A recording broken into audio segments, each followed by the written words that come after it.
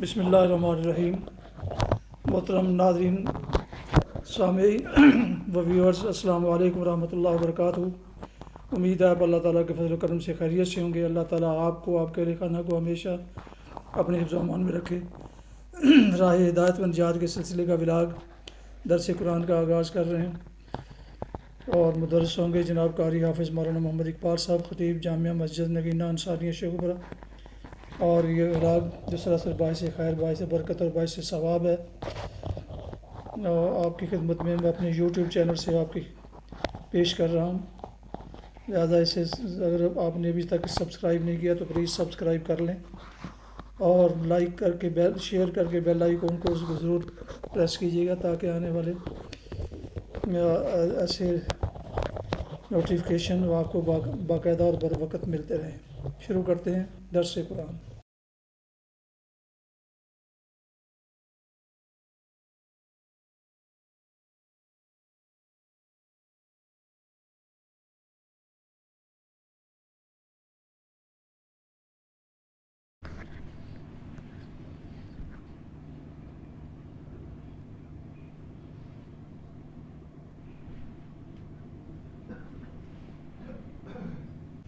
الحمدللہ وکفیٰ والصلاة والسلام علی من لا نبی بعد، اما بعد فاعوذ باللہ من الشیطان الرجیم، بسم اللہ الرحمن الرحیم۔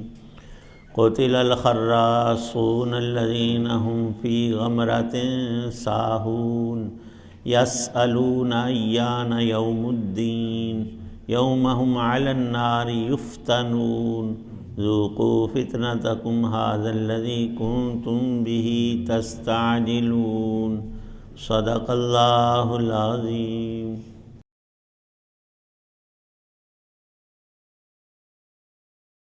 قتلا، خدا کی مار ہو ان لوگوں پر جو عقیدے کے معاملے میں اٹکل باتیں بنایا کرتے ہیں، جو غفلت میں ایسے ڈوبے ہیں کہ سب کچھ بھلائے بیٹھے ہیں۔ پوچھتے ہیں کہ جزا و سزا کا دن کب ہوگا؟ اس دن ہوگا جب انہیں آگ پر تپایا جائے گا کہ چکھو مزہ اپنی شرارت کا، یہی ہے وہ چیز جس کے بارے میں تم یہ مطالبے کرتے تھے کہ وہ جلدی آ جائے۔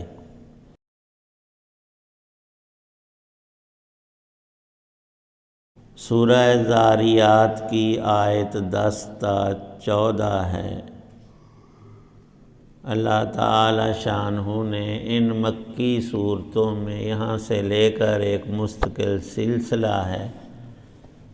اولین مخاطبین حضرت رسول پاک صلی اللہ علیہ وسلم کے مشرکین مکہ، جن میں بے شمار جہالتیں اور مظالم موجود تھے۔ شرک کے علاوہ عقیدہ آخرت کو وہ سختی سے رد کرتے تھے، بغیر دلیل کے کہ ایسا نہیں ہوگا، بلکہ ممکن بھی نہیں۔ بغیر کسی دلیل کے اپنے جاہلی خیالات کو ذکر کرتے۔ اللہ تعالی شانہ نے ان لوگوں کی ہدایت کے لیے بہت سے دلائل، براہین قاطعہ، پکی باتیں، جن کو عقل و نقل کسی طور سے جھٹلانا تو کجا ان میں شک کا ثبوت بھی نہیں دے سکتے تھے، لیکن واہی تباہی اور ٹھٹھے اور مذاق میں غفلت کے سمندر میں ڈوبے ہوئے، دنیا کی چند لذائذ کے نشے میں پڑے ہوئے، ڈینگیں مارتے، الٹی سیدھی کہتے رہتے تھے۔ اللہ تعالی شانہ نے ان کی ان کچی باتوں میں سے دو کو ذکر فرمایا جو سراسر شرارت پر مبنی ہیں۔ ان کا کچھ بھی وزن ہرگز نہیں۔ کہتے تھے کہ یسألون ایان یوم الدین، وہ جزا و سزا کا دن ہمیں ڈرایا تو جاتا ہے، بتایا نہیں جاتا اس کی تاریخ کیا ہے۔ اور یہ نہیں کہ تاریخ بتا دی تو ہمیں یقین آ جائے گا، یہ ٹھٹھے کے طور ہنسی مذاق اڑاتے تھے۔ اور پھر اس سے اگلا قدم ان کا یہ کہ استہزاء کے ساتھ استعجال ان میں پایا جاتا تھا۔ خود رسول کریم صلی اللہ تعالی علیہ وسلم کے سامنے یہ کہتے تھے، اے محمد صلی اللہ علیہ وسلم، وہ قیامت کا کون انتظار کرے اور کب آتی ہے اور کتنا وقت لگتا ہے؟ ہم جو مجرم ہیں تو ہمیں ابھی مٹا دیا جائے، آسمان کا ٹکڑا ہمارے اوپر گرا دو یا پتھروں کی بارش برسا دو۔ اور ایسا ہو بھی چکا تھا، کم بختوں کو عبرت نہیں تھی۔ اور پھر ایسی غلطیاں ان کا جواب بھی اتنا ہی ظاہر ہے، سخت ترین ہوگا۔ اللہ پاک نے یہاں خود ارشاد فرمایا کہ ان مردودوں کو دیکھو، ان پر رب کی لعنت پڑی ہوئی ہے۔ وہ مار ایسے نہیں پڑتی، ان کے کرتوتوں کے سبب سے۔ ایک مفسرین نے مثال لکھی ہے، حکومت کا ایک مجرم کال کوٹھڑی میں بند ہے اور اسے بتایا گیا ہے کہ اب تیرے لیے چھٹکارے کی کوئی راہ نہیں، پھانسی کا آرڈر ہو گیا ہے۔ تو وہ وہ کہتا ہے کہ مجھے وقت بتاؤ، مجھے دن بتاؤ۔ اور وہ بتانے والے کہتے ہیں کہ بادشاہ نے یا تیرا فیصلہ کرنے والے جج نے ابھی ڈیٹ نہیں لکھی ہوئی ہے، تمہیں بتائی نہیں، نہ ہمیں آرڈر ہے۔ وہ ہنستا ہے، وہ کہتا ہے کہ کوئی بات نہیں، نہیں یہ ایسا ہی ہے، جب مجھے ڈیٹ نہیں بتائی جا رہی تو مجھے کبھی پھانسی نہیں ہوگی۔ ایک ہی دن گزرنے پر وہ جب پھندے کے قریب لے جاتے ہیں اور گلے میں ڈالتے ہیں کہ یہ وقت آ گیا ہے، اللہ پاک نے ایسا ہی جواب ارشاد فرمایا۔ قیامت میں ان مکذبین منکرین کو جب فرشتے ذلیل و رسوا کر کے پکڑ کر جکڑ کر دوزخ کی آگ میں سیدھا الٹا کریں گے نا، اس وقت ان کو بتایا جائے گا وقت آ گیا ہے، یہ وقت ہے۔ حق تعالی شان ارشاد فرماتے ہیں، یوم ہم علی النار یفتنون، قیامت کے روز ان حقیقی مجرموں کو، کفار و مشرکین کو اللہ اور رسول کی اور قرآن کی سچی باتوں کا استہزاء، ٹھٹھا اور مذاق بنانے والوں کا جب اپنا مذاق بنے گا، تب تم دیکھنا ان کا حشر کیا ہے اور اس وقت کیا کچھ لجاجتیں کرتے ہیں۔ لیکن اس وقت یہ باز نہیں آ رہے، اس وقت کہا جائے گا ذوقوا فتنتکم، یہ ایسے ہی نہیں تمہیں سزا ہوئی، تم جو دنیا میں شرارتیں کرتے رہے ہو اس کا یہ بدلہ ہے۔ اور کہتے تھے کہ ایان یوم الدین، وہ دن کب آئے گا؟ آ گیا ہے، اب بھی انکار کیے جاؤ، اس وقت کیا گنجائش ہوگی انکار کی۔ ھذا الذی کنتم بہ تستعجلون، ہمارے پیغمبر کو دنیا میں کہتے تھے کہ ابھی لے آؤ، اب تم دیکھو کہ یہ دور تھا یا قریب۔ آنے والی چیز ہمیشہ ہی قریب ہوتی ہے، وہ آ کر رہتی ہے، جو آ رہی ہے وہ ہمارے سامنے، تمام دنیا کے انسانوں کے سامنے ہماری موت ہے، اس کے ساتھ ہی آخرت اور قیامت ہے، عذاب اور ثواب ہے۔ کوئی موت کو آنے سے روک سکتا ہے؟ وہ تو دن بدن، لمحہ بلمحہ قریب تر وقت آ رہا ہے۔ تو قیامت کا روز تو اتنا ہولناک اور سخت ہوگا کہ رسول پاک صلی اللہ تعالی علیہ وسلم نے چند صورتوں کا ذکر فرمایا، ہود کا اور دوسری سور کا، جن میں گزشتہ اقوام پر اللہ کے عذاب کا ذکر ہے اور قیامت کی ہولناکیوں کے منظر ہیں۔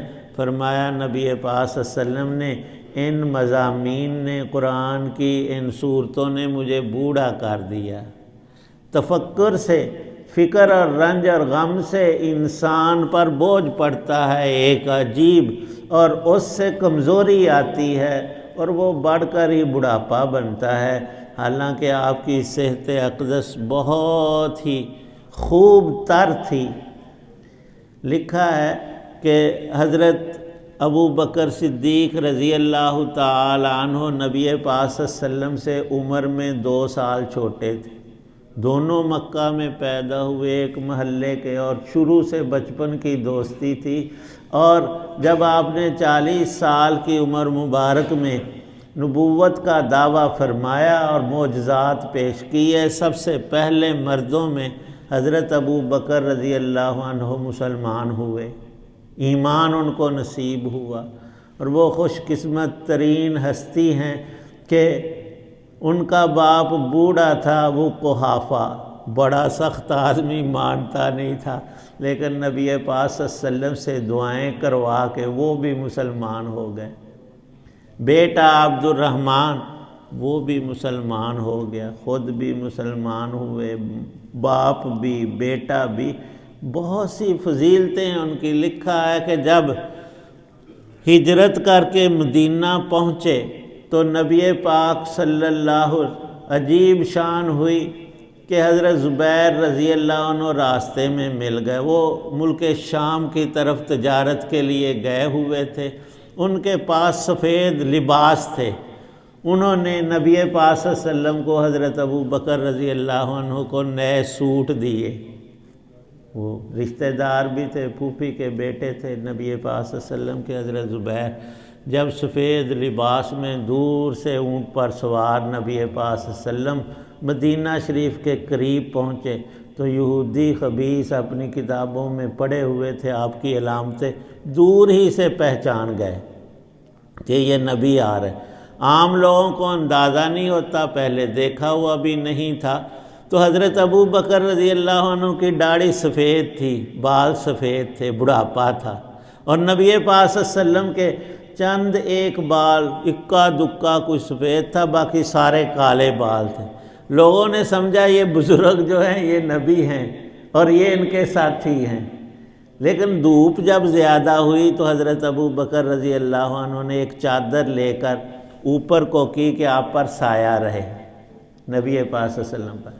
تب مدینے کے لوگوں کو یقینی علم حاصل ہوا کہ یہ جو تشریف فرما ہیں یہ نبی ہیں، اور یہ جو کھڑے چادر اوپر کیے ہوئے یہ صحابی ہیں۔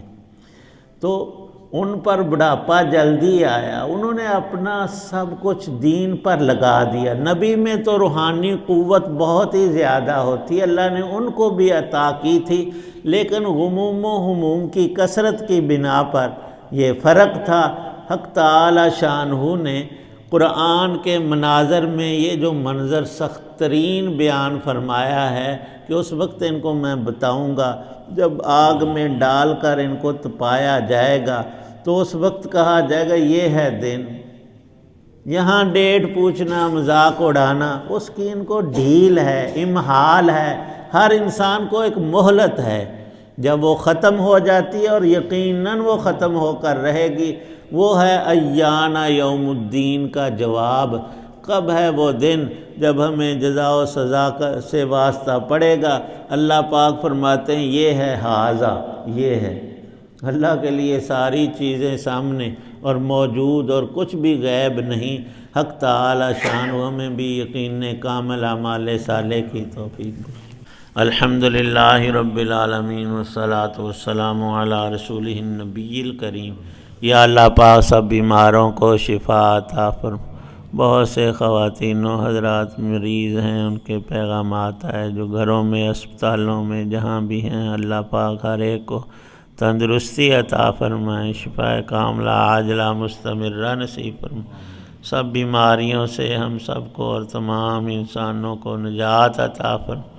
یا اللہ پاک بے ایمانوں کو ایمان نصیب فرما، ایمان والوں کو ایمان کی مضبوطی، اعمال صالحہ کی کثرت، توفیق اور اپنی عنایت سے قبولیت عطا فرما۔ قرآن پاک سے ہمارا تعلق دنیا و آخرت میں ہم سب کو نصیب فرما، اس کی برکات اور نور عطا فرما۔ تیرے نیک بندوں نے جو جو خیر مانگی ہم سب کو عطا فرما۔ جتنے حضرات دعا میں موجود ہیں سب کی نیک دعاؤں کو قبول فرما، سب پریشانیوں کو، دکھوں، رنج و غم کو دور فرما، ہر نوع کی آسانیاں، خوشیاں، راحتیں، ترقیات، برکتیں، رحمتیں نصیب فرما۔ تو کریم ذات ہے، ہمارے اوپر اپنا کرم فرما، ایمان پہ خاتمہ نصیب فرمانا۔ صلی اللہ تعالی علی خیر خلقہ محمد وعلی آلہ وصحابہ واہل بیتہ اجمعین، آمین برحمتہ۔